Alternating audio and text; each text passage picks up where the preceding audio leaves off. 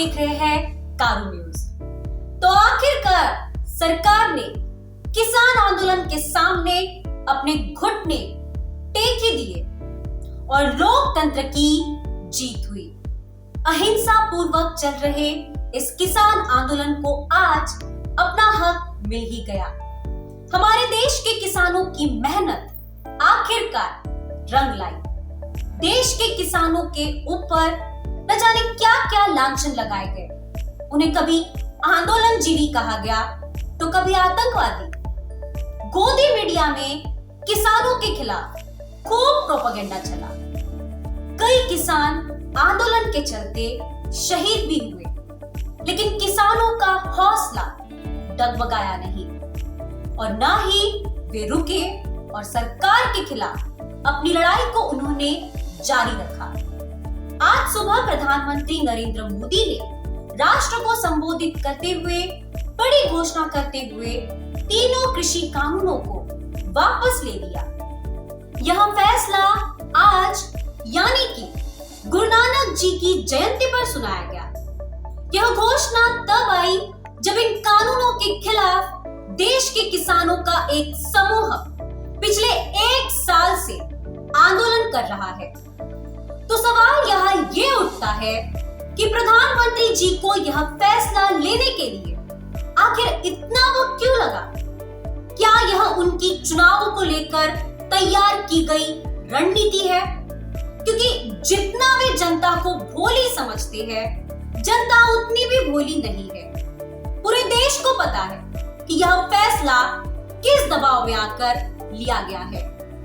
Supreme court द्वारा नियुक्त कृषि पैनल के सदस्य अनिल घनवत ने भी आज 3 कृषि कानूनों को निरस्त करने के प्रधानमंत्री मोदी के फैसले की कड़ी आलोचना की है। उन्होंने इस फैसले को पीछे जाने वाला निर्णय बताया है, क्योंकि प्रधानमंत्री ने किसानों की बेहतरी पर राजनीति को चुना। उन्होंने कहा कि यह सिर्फ चुनाव जीतने के लिए किया गया है। अनिल घनवत ही नहीं, तमाम विपक्षी दल एवं नेतागण इन सभी की यही राय है कि यह फैसला चुनाव के मद्देनजर लिया गया है। किसान आंदोलन से पूरे देश को एक बात तो शायद समझ आ ही गई कि यदि आप सही हो और धैर्य के साथ आप एकजुट होकर सरकार से लड़ रहे हो, तो सरकार का आपके समक्ष झुकना तय है, क्योंकि यह देश लोकतंत्र का है। लोकतंत्र यानी कि लोगों के द्वारा बनाया हुआ तंत्र, जिसमें जनता शक्तिशाली होती है, कोई नेता या सरकार नहीं। कारू न्यूज की किसान आंदोलन को लेकर यह जुड़ी हुई एक रिपोर्ट देखिए।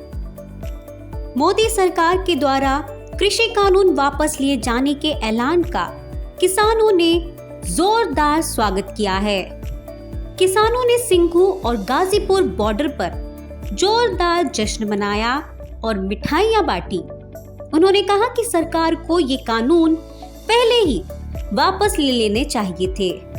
इस दौरान किसानों ने किसान एकता और किसान आंदोलन जिंदाबाद के नारे भी लगाए। सिंघू और गाजीपुर बॉर्डर पर जलेबियां बांटी गई, जबकि पश्चिमी उत्तर प्रदेश में कई जगहों पर किसानों ने डीजे की ऊंची आवाज में जश्न मनाया।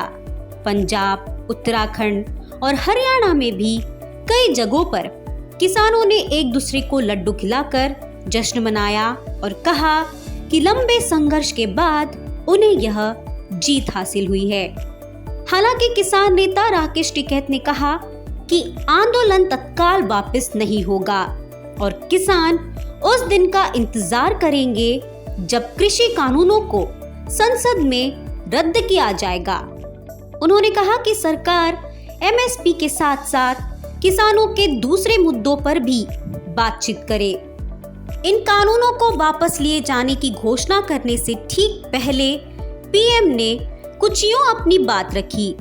उन्होंने कहा कि कोशिशों के बावजूद हम कुछ किसानों को समझा नहीं पाए।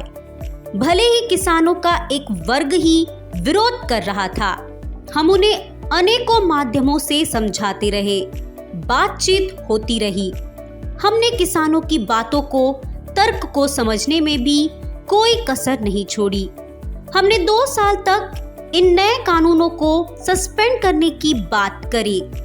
आज देशवासियों से क्षमा मांगते हुए पवित्र हृदय से कहना चाहता हूँ कि शायद हमारी तपस्या में कोई कमी रही होगी, जिसके कारण दिए के प्रकाश जैसा सत्य कुछ किसान भाइयों को हम समझा नहीं पाए।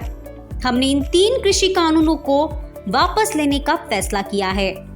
पीएम ने कहा कि संसद के इसी शीतकालीन सत्र में सरकार तीनों कृषि कानूनों को वापस लेने की प्रक्रिया पूरा कर देगी। यानी कि इस शीतकालीन सत्र में ये कानून आधिकारिक तौर पर हटा दिए जाएंगे।